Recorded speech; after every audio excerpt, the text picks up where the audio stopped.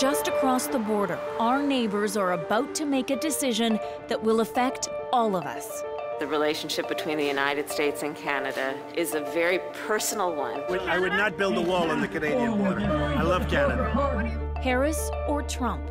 Predictable challenges or chaos? Canada has treated us very badly. Canada was taking advantage of us, as usual. Your cash is on the line. There'd be a lot of short-run disruptions because businesses would need to find new suppliers, new customers, and almost surely a recession.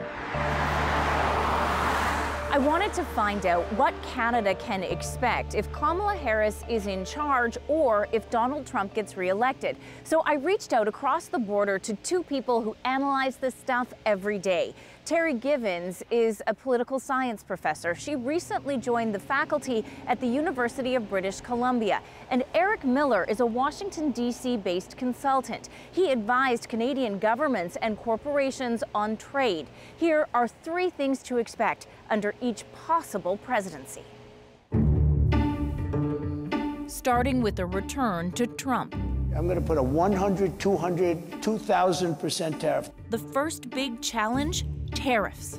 Donald Trump has promised to impose at least a 10% tariff on all goods imported to the U.S. There's been no sense that current free trade agreement partners will be exempted. That means everything Canada exports to the U.S. would be more expensive, and Americans would buy less. And with a huge adjustment cost.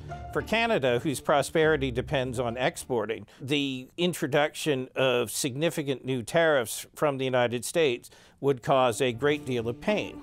Economists at TD Bank crunched the numbers. Here's their baseline expectation for GDP in Canada over the next couple of years, growth around 2%. Now, watch it drop when you factor in Trump's proposed tariffs. Other countries will be encouraged to retaliate. So what it likely means is that many things that Canadians are buying from abroad, not only from the United States, will get a lot more expensive.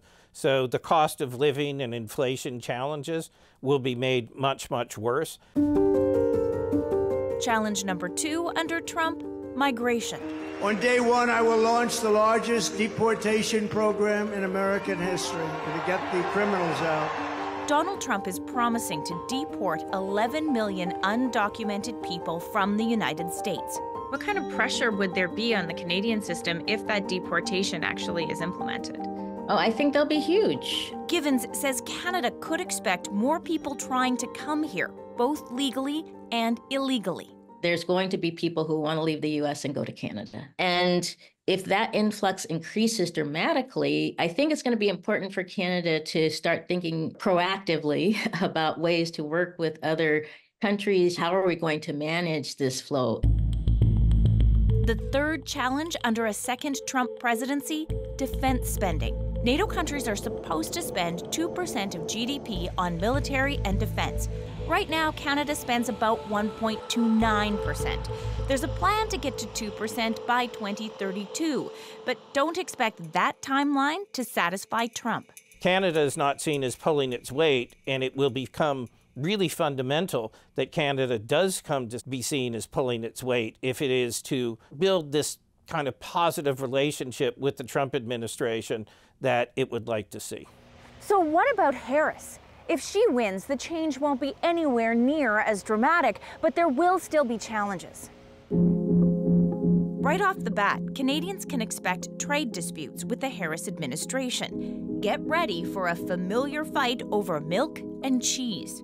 The Americans want access to Canada's dairy market. One can count on the fact that dairy will be a top demand for the United States toward Canada.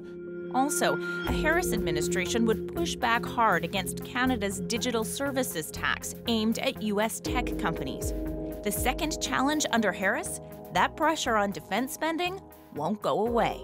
You know, I think that a Harris government is still going to say, hey, Canada, we want to see you get up to that 2% in NATO, but they'll be much more supportive of NATO.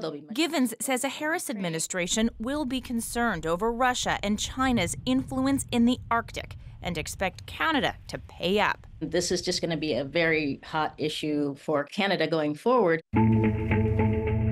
And And if Harris wins, there could be an impact on Canadian politics. A Harris victory could send a message to federal Liberals about what can happen when you change leaders at the last minute. I wouldn't be surprised. I mean, I think there are already a lot of emboldened Liberals who are speaking up, but I think a Harris win would show that it can be done.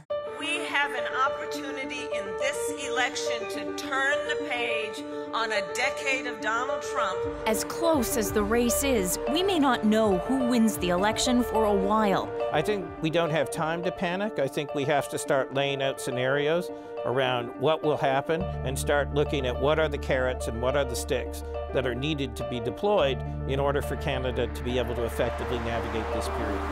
Both Miller and Givens say Canadians should be patient. Their advice? Plan for both possible presidents and wait.